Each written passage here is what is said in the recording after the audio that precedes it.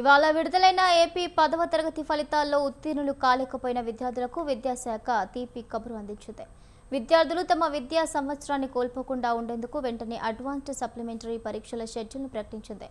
ఈ పరీక్షలను మే 25వ తేదీ నుంచి జూన్ 4వ తేదీ వరకు నిర్వహించనున్నట్లు అధికారులు స్పష్టం చేశారు. ఫెయిల్ అయిన విద్యార్థులే కాకుండా ఇంప్రూవ్మెంట్ రాసుకోవాలనుకునే వారికి కూడా మంచి అవకాశం కల్పించారు.